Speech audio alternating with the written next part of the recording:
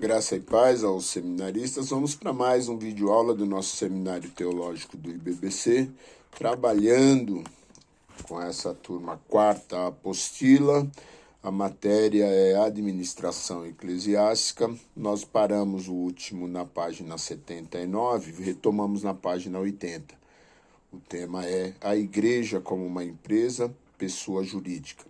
De maneira geral, quando organizamos ou estabelecemos uma igreja, não temos o objetivo de criar uma igreja, mas a legislação brasileira considera a igreja como uma entidade, com deveres e obrigações, semelhantes ao de qualquer outra empresa, diferenciando quase que apenas no que diz respeito aos seus propósitos. Dessa forma, a igreja terá que estar preparada para satisfazer as exigências do poder público do país onde ela estiver estabelecida. Legislação brasileira. Legislação brasileira. O instrumento jurídico mais importante da legislação brasileira é a Constituição Federal de 1988. Ela é a nossa Carta Magna, a lei mais importante do país que de maneira nenhuma pode ser contrariada. Depois da Constituição Federal, temos o Código Civil Brasileiro, que está presente em praticamente todos os atos do cotidiano brasileiro. O Código Civil tem 2.046 artigos e é o que mais interfere no dia a dia do cidadão e das pessoas coletivas em suas diversas naturezas.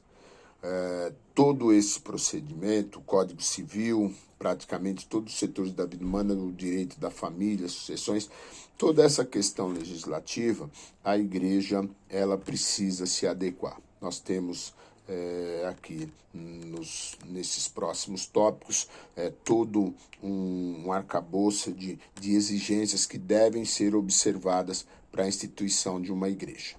Tá? Na página 81, no final, passando por todos os artigos da questão relacionada ao Código Civil, procedimentos para a constituição de uma igreja segundo as exigências legais brasileiras. Para se constituir uma igreja como organização, seus membros precisam cumprir as seguintes exigências: aprovarem o seu estatuto social, obter junto à Receita Federal o seu CNPJ e obter junto à Prefeitura da sua cidade o alvará de licença, localização e funcionamento através de sua inscrição municipal. O Estatuto Social é um documento fundamental, constitutivo do grupo. É o conjunto de normas que estabelecem a estrutura e a organização da sociedade ou do grupo. O Código Civil brasileiro estabelece que nenhuma sociedade pode existir ou funcionar no território nacional sem ser juridicamente constituída. E o Código Civil brasileiro prescreve as condições para a constituição jurídica de qualquer sociedade de natureza religiosa, cultural, que, no caso das igrejas OBPC, estão disponíveis em seus estatutos. 4 razões porque uma igreja deve ter um estatuto. Primeiro, uma igreja sem estatuto é uma igreja fantasma, ela não existe juridicamente. Uma das consequências da inexistência de estatuto será o conceito de que os membros farão de sua igreja uma igreja sem forma jurídica é aos olhos da lei como uma entidade abstrata e aos olhos dos membros como uma instituição que não sabe quem é e o que deve fazer. Uma igreja sem estatuto não pode ser representada juridicamente, não pode ser proprietária de nada, nem reclamar quaisquer direitos. Ficará sempre dependendo de outras entidades para representar-se juridicamente.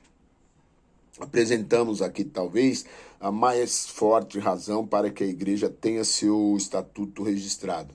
Trata-se da necessidade de inscrever a igreja no CNPJ, para efeito de inscrição junto ao INSS. A legalização de qualquer obra que a igreja fará dependerá da certidão negativa do INSS, no caso. Há uma ideia errada de que a igreja não foi inscrita estará salvo da fiscalização.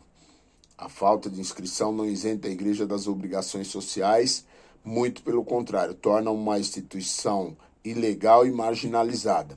Um estatuto bem elaborado é uma segurança para a igreja. Sem estatuto, a igreja ficará sujeita a desvios doutrinários e patrimoniais e fica sujeita também aos caprichos da liderança mal informada e mal intencionada.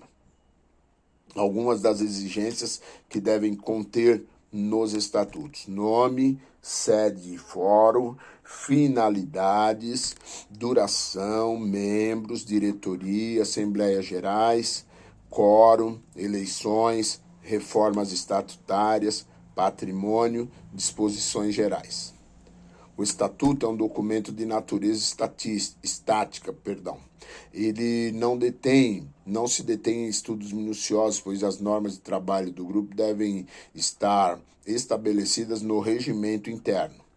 Existem ainda alguns elementos necessários que fazem parte do estatuto para facilitar as atividades da igreja: a administração, a responsabilidade, declaração formal que a igreja não tem fins lucrativos, não visa lucros, declaração de origem dos bens, destinação da sociedade em caso de cisão ou extinção, definição genérica das atribuições da diretoria, previsão de um regimento interno, declaração de que cabe ao pastor a presidência da igreja, definição do quórum para as decisões vitais, como compra, vendas, etc.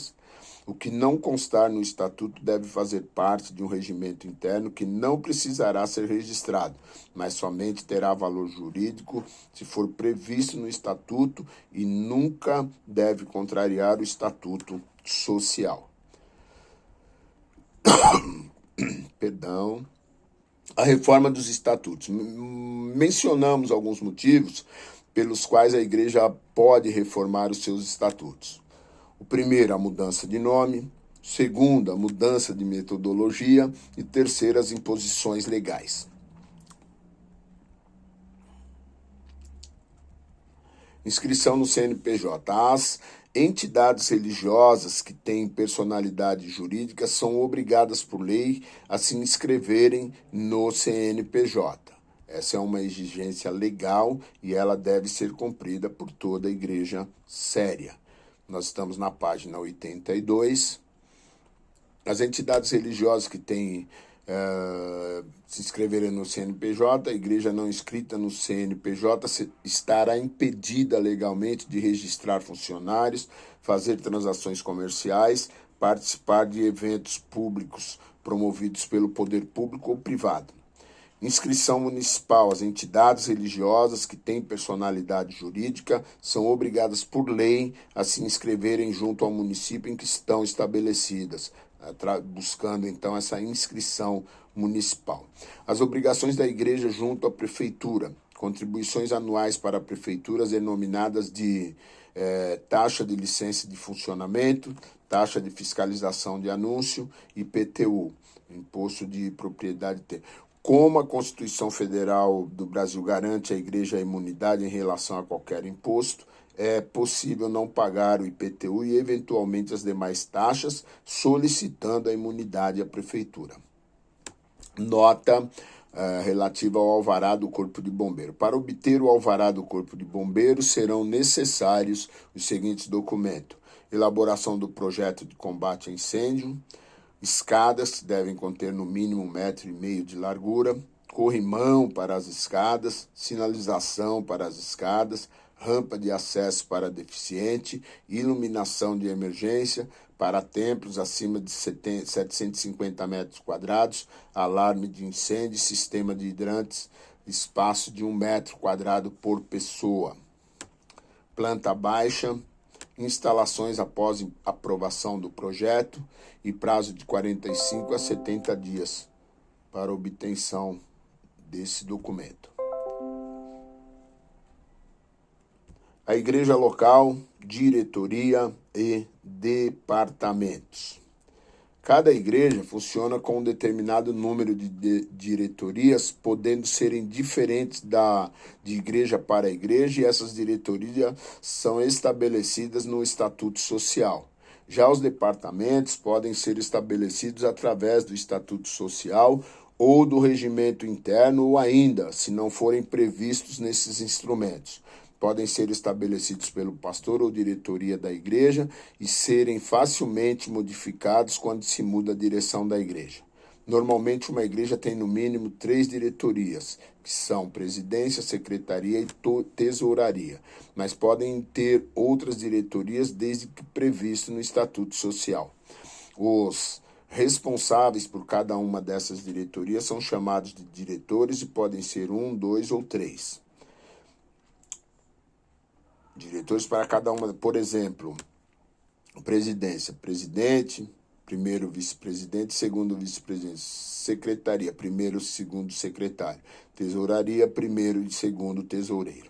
A qualificação das funções de cada diretor são designadas pelo Estatuto Social e pelo regimento interno da igreja. Os departamentos podem ser os mais variados possíveis, dentre outros podemos destacar, por exemplo, dentro das igrejas o BPC.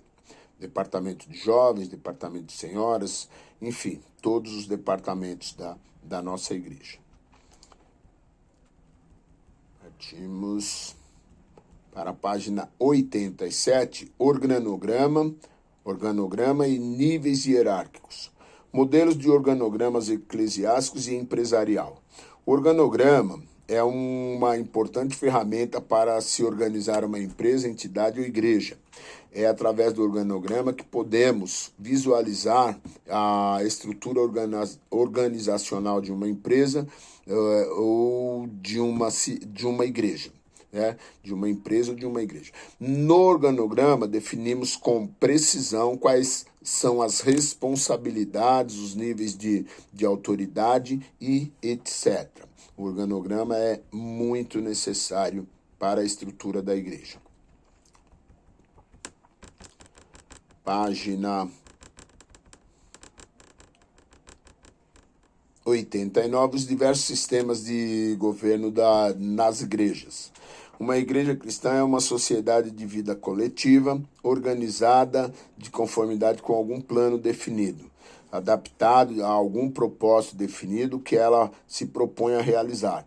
Por consequente, conta com seus oficiais e ordenanças, suas leis e regulamentos apropriados para a administração de seu governo e para o cumprimento de seus propósitos.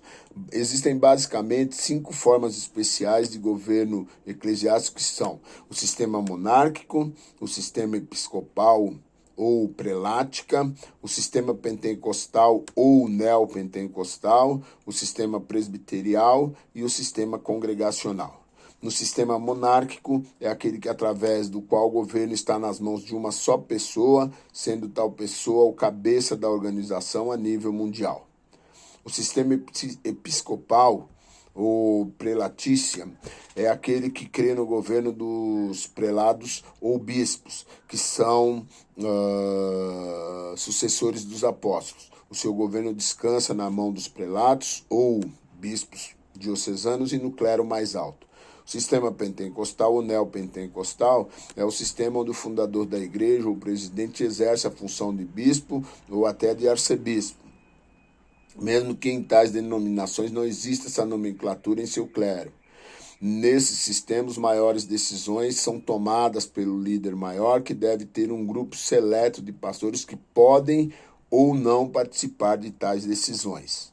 O sistema presbiterial ou oligárquica, esse sistema se diferencia do episcopal no fato de existir só um nível de clero. O oficial principal na estrutura presbiteriana é o presbítero. A forma de governar reside nas assembleias, sínodos, presbitérios e sessões. É o que acontece na igreja escocesa, luterana e nas várias igrejas presbiterianas. O sistema congregacional. Esse sistema prega a autonomia da igreja local, ou seja, a congregação é independente e governa a si mesma. Não há poderes externos que possam influir em suas decisões e cada membro da igreja tem direito à voz e a voto, uma verdadeira democracia. É o que acontece entre os batistas, os congregacionais, os independentes e alguns outros grupos evangélicos. temos aí um roteiro a respeito dos sistemas de governo, e nós encerramos, então, na página 92, o conteúdo relativo à administração eclesiástica. Estarei já em seguida colocando os slides relativos a essa matéria e peço que os irmãos deem atenção aos slides, principalmente, que tem o conteúdo de prova, mas também a todas as recapitulações. Bom, tem um apêndice no final da apostila para se registrar um estatuto que você pode se aprofundar se há, né, o interesse ou desejos de poder fazer esse procedimento. Amém? Deus abençoe, uma boa aula. Até o próximo vídeo.